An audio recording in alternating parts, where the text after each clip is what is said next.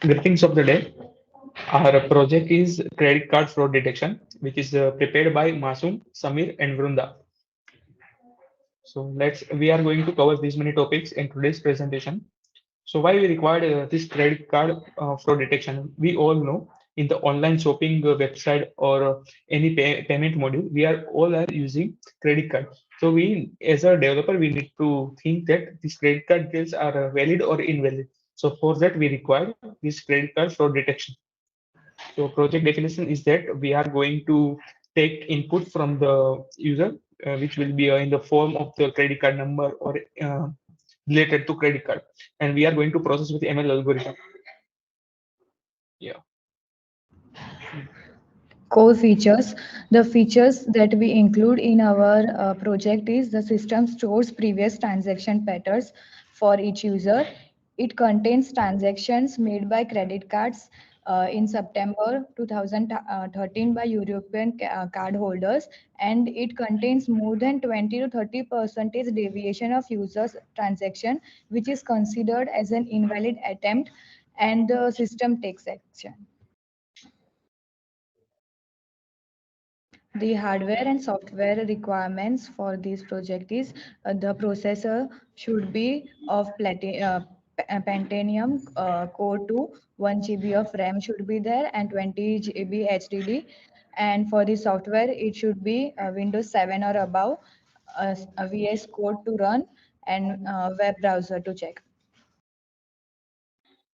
The results and conclusion are that the fraud detection is based on Gaussian Naive Bayes model. We have used this model for running our ML algo. It detects those transactions as fraud where user belongs to low category and high category payment is made. Unfortunately, due to confidentiality issues, we cannot provide the original features and background information of the user.